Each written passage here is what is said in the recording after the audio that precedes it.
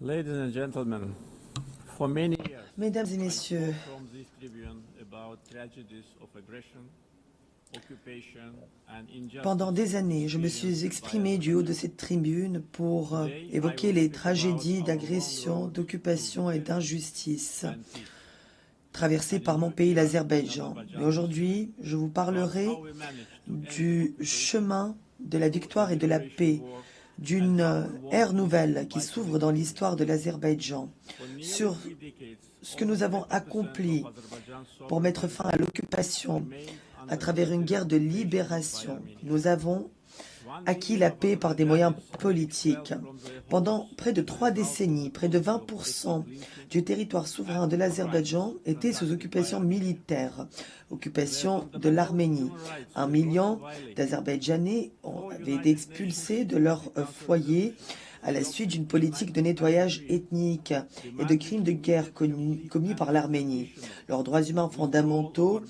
armed avaient forces été from the occupied territory. bafoués. 4 And résolutions du Conseil de these sécurité des Nations resolutions Unies were adoptées never en implemented. 1993 exigeaient pourtant Armenians le retrait demonstrated sans ignored condition them complet et because immédiat des no forces sanctions armées were imposed arméniennes on it de ces by territoires international occupés. community. Et là, ces résolutions n'ont jamais été mises en œuvre. OSCE Minsk L'Arménie Group, les a established in ignorées car 1992 aucune sanction to n'était facilitate prévue resettlement, has failed dans in its mission. dans ce cadre. Le groupe de Instead of Minsk de enforcing l'OSCE, the créé en norms and principles of 1992 international law, pour faciliter la conclusion d'un règlement, the n'a status quo pas rempli and sa keep the mission. conflict Au controlled. lieu d'appliquer les normes et principes de droit international, ses coprésidents se sont efforcés de préserver le statu quo et de maintenir le conflit gelé. En 2020, après près de 30 ans de négociations infructueuses, l'Azerbaïdjan a été contraint d'exercer son droit légitime son droit à la légitime défense, en vertu de l'article 51 de la Charte des Nations Unies. Pendant cette guerre, l'Arménie a pilonné nos villes et nos villages à l'aide de missiles balistiques et de sous-munitions, tuant plus d'une centaine de civils innocents. L'Azerbaïdjan, à son tour, a mené la guerre dans le strict respect du droit international humanitaire. Nous avons garanti la protection des civils et nous n'avons pas pris pour cible des infrastructures non militaires.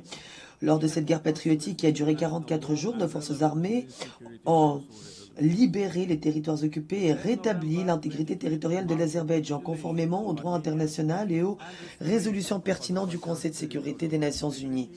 Le 10 novembre 2020 marquait la capitulation de l'Arménie et le rétablissement de l'intégrité territoriale de l'Azerbaïdjan après quasiment 30 ans d'occupation. Juste après cette guerre victorieuse, l'Azerbaïdjan a déclaré être prêt à ouvrir une nouvelle page dans ses relations avec l'Arménie, en reconnaissant mutuellement l'intégrité territoriale et la souveraineté de chacun.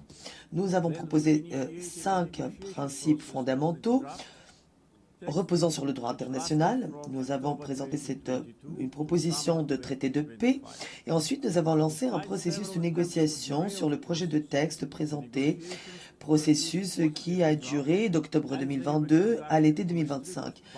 Malgré des tentatives de mise en péril du processus, les négociations ont quand même été fructueuses. Elles étaient menées de manière strictement bilatérale, à l'abri de toute ingérence extérieure. Le 8 août de cette année, les ministres des Affaires étrangères de l'Azerbaïdjan et de l'Arménie se sont rencontrés à Washington, à la Maison-Blanche, en présence des dirigeants des États-Unis de l'Azerbaïdjan et de l'Arménie, et ils ont signé le texte de cet accord de paix. Le même jour, le président de l'Azerbaïdjan et le premier ministre de l'Arménie ont signé une déclaration conjointe. Le président des États-Unis, Donald Trump, a également signé cette déclaration en tant que témoin. De plus, l'Azerbaïdjan et l'Arménie ont appelé conjointement à la fermeture du groupe de Minsk, de l'OSCE et de ses structures annexes, étant donné que ce mécanisme devenait obsolète et ne pouvait plus servir dans le cadre du processus de paix. Par conséquent, le 1er septembre, l'OSCE a décidé de fermer ces structures de manière permanente. La connectivité régionale est au cœur de cette vision de paix pérenne. Un autre élément résultant du sommet de Washington et ce qu'on appelle TRIP, l'itinéraire de Trump pour la paix et la prospérité internationale, qui permettra un accès sans entrave par le corridor de Zangezur pour favoriser la connectivité régionale. Le sommet de Washington, qui s'est tenu récemment, a également marqué l'ouverture de nouvelles phases dans les relations entre l'Azerbaïdjan et les États-Unis. Avec le président Trump, nous avons signé un mémorandum d'accord pour la création d'un groupe de travail stratégique afin d'élaborer une charte sur notre partenariat stratégique. Ceci devrait ouvrir de nouvelles possibilités de partenariat dans le domaine politique, économique, énergétique, de connectivité régionale, de la défense, de la sécurité et dans d'autres domaines. La levée par le président Trump des sanctions imposées à l'Azerbaïdjan en 1992 est un pas historique également. La levée permanente du chapitre 907, qui avait été adopté par le Congrès américain, éliminera en effet tout deux poids deux mesures dans nos relations et favorisera la confiance et la coopération à l'heure où l'Azerbaïdjan contribue à la stabilité et à la sécurité dans le monde. Dans l'ensemble, ces accords sont extrêmement importants. Ils sont même historiques. Tous ces accords ont été conclus lors de ma visite au mois d'août aux États-Unis. J'aimerais donc remercier le président Donald Trump d'avoir permis l'ouverture d'un nouveau chapitre dans notre relation. Je le remercie de sa décision consistant à donner une nouvelle dimension à notre partenariat stratégique et de son soutien au processus de paix entre l'Arménie et l'Azerbaïdjan. Après notre victoire dans cette guerre patriotique en 2020, nous avons lancé un programme de reconstruction à grande échelle dans les territoires libérés. Pendant l'occupation, l'Arménie avait rasé des centaines de villes azerbaïdjanaises, des villages aussi, détruisant délibérément 65 mosquées. C'était la politique de l'Arménie, gouvernée par des criminels de guerre pendant près de 30 ans. Quant à nous, nous avons décidé de reconstruire ces villages et ces villes. Dans le cadre du programme du Grand Retour, plus de 152 000 personnes ont déjà pu être réinstallées dans ces territoires libérés pour y vivre, travailler et étudier. Un des problèmes les plus graves auxquels se heurte l'Azerbaïdjan dans cette période au lendemain du conflit est la contamination par les mines terrestres pendant l'occupation arménienne. Depuis novembre 2020, plus de 400 civils azerbaïdjanais et personnels militaires ont déjà été tués ou gravement blessés par ces explosions. La contamination massive fait obstacle au retour en sécurité des personnes déplacées et freine les projets de reconstruction. Près de 4000 Azerbaïdjanais ont également été portés disparus pendant l'agression arménienne et l'occupation qui avait commencé dans les années 90. C'est un dossier qui mérite toute notre attention également. Mesdames et messieurs, pour ce qui est des défis auxquels nous nous heurtons encore aujourd'hui, nous pensons que la réponse doit obligatoirement être inclusive, juste et universelle. En 2022, au sommet des États du littoral caspien, j'avais déjà soulevé la question de la dégradation environnementale de la mer Caspienne. Mais la situation s'est bien détériorée depuis. La mer Caspienne se réduit comme peau de chagrin. La principale raison à cela, ce n'est pas le changement climatique. Il faut que tous les États du littoral prennent des mesures pour enrayer cette catastrophe écologique dont les conséquences risquent d'être catastrophiques. L'Azerbaïdjan est prêt à coopérer avec ces pays et avec l'aide de l'ONU à régler ce problème. Nous avons d'ailleurs lancé plusieurs initiatives pour montrer notre engagement et notre volonté de trouver des solutions durables. L'Azerbaïdjan est fier d'avoir accueilli la COP29 l'an dernier où nous avons obtenu des résultats importants en matière d'action climatique, de transition verte et d'accès équitable au financement.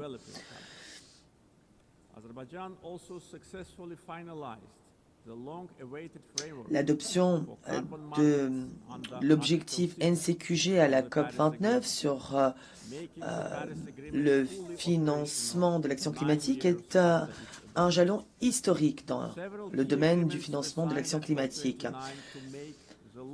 Cet engagement ramène à 300 milliards de dollars l'engagement en la matière jusqu'en 2035.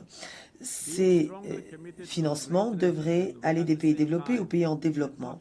L'Azerbaïdjan a également mis là dernièrement un cadre important relatif au marché carbone en vertu de l'article 6 de l'accord de Paris. À présent, l'accord de Paris est donc pleinement opérationnel, 9 ans après son adoption. Plusieurs accords clés ont également été signés à la COP29, comme le fonds pertes et préjudices, qui est maintenant également opérationnel et apporte une aide critique aux communautés vulnérables touchées par les changements climatiques. Nous sommes également fermement déterminés à assurer la transition verte. Mais nous savons qu'il faut être réaliste. Le monde ne peut pas vivre sans énergies fossiles pour l'instant, dans un futur proche. Les sécurités énergétiques est étroitement liée à la paix, à la connectivité régionale et au développement économique. L'Azerbaïdjan continue de jouer un rôle actif sur ces questions. Nous avons en effet été et continuons d'être un partenaire fiable et indispensable pour aider de nombreux pays à assurer leur sécurité énergétique. Nous jouons un rôle stratégique en connectant la région caspienne aux marchés internationaux grâce à des systèmes d'oléoducs et de gazoducs diversifiés. Aujourd'hui, nous fournissons du gaz naturel à 14 pays. Nous sommes le principal pays, nous sommes plutôt le pays du monde qui a le plus de clients utilisant ces gazoducs, ce qui reflète notre rôle stratégique dans le renforcement de la sécurité énergétique et dans la diversification des itinéraires d'approvisionnement en Europe et au-delà.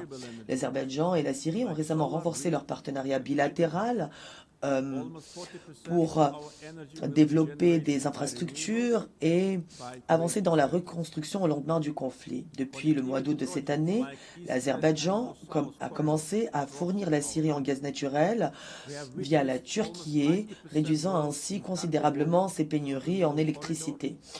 L'Azerbaïdjan attire également d'importants investissements en matière d'énergie renouvelable, solaire, éolien et hydroélectrique. Près de 40% de notre énergie sera produite à l'aide d'énergie renouvelable d'ici à 2030. Les projets de connectivité, comme les corridors Est-Ouest et Nord-Sud, traversent notre pays. Nous avons assisté à une augmentation de près de 90% des volumes de fret passant par le corridor intermédiaire depuis 2022.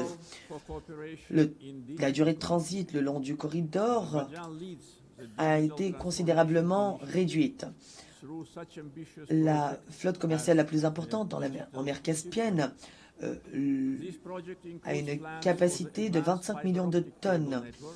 Et le chemin ferroviaire Bakou-Tbilissi-Kars joue également un rôle très important, tout comme les 9 aéroports internationaux, la plus grande compagnie de fret aérien dans la région et d'autres atouts qui font de l'Azerbaïdjan un des hubs de transport internationaux les plus importants.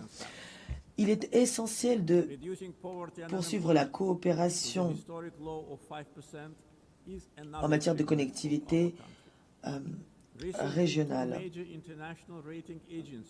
L'Azerbaïdjan avance d'ailleurs en matière de transformation numérique dans le cadre de son initiative Digital Silkway, un projet de fibre optique passant sous la mer Caspienne. L'Azerbaïdjan est riche également d'une croissance économique forte grâce à une économie diversifiée au-delà du pétrole et du gaz.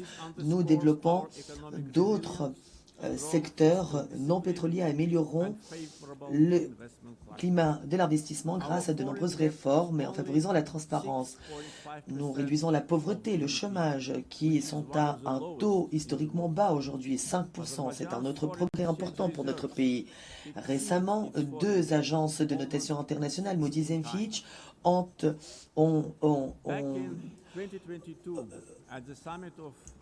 amélioré leurs notes de l'Azerbaïdjan. L'Azerbaïdjan a également réduit sa dette publique et amélioré sa balance commerciale, ce qui souligne notre résilience économique, notre discipline budgétaire forte et le climat d'investissement favorable dont nous jouissons. Notre dette extérieure s'élève à 6,5% du PIB seulement, ce qui est un des taux les plus faibles dans le monde. Nos réserves étrangères dépassent la dette étrangère de plus de 16 fois. L'Azerbaïdjan est fier également des efforts qu'il déploie en matière d'assistance humanitaire. Nous fournissons de l'aide à des pays touchés par des catastrophes naturelles, par des conflits et des urgences sanitaires. L'Azerbaïdjan a par exemple contribué à la riposte face à la pandémie de Covid-19. Nous avons fait don de matériel de protection, d'appareils médicaux et de vaccins à plus de 80 pays qui en avaient besoin. L'Azerbaïdjan est entré dans une nouvelle ère. Nous avons accédé à la paix, nous avons mis fin à l'occupation et lancé un processus de reconstruction. La justice a triomphé, la souveraineté a été consolidée et la paix est aujourd'hui de facto réalisée. Nous sommes prêts à partager cette expérience positive avec d'autres. Mais ces progrès ne sont pas seulement une victoire pour l'Azerbaïdjan. Cela démontre que le droit international doit toujours prévaloir in fine. Et notre vision est claire. La paix et le développement, reposant sur le droit international, la non-ingérence dans les affaires intérieures des États, fondés sur le respect mutuel et la coopération, sont indispensables. Alors bâtissons ensemble un monde sans deux poids deux mesures où la justice n'est pas sélective, où l'état de droit est respecté, où la paix est réalisée, non par la parole, mais par des actes concrets. Je vous remercie de votre attention.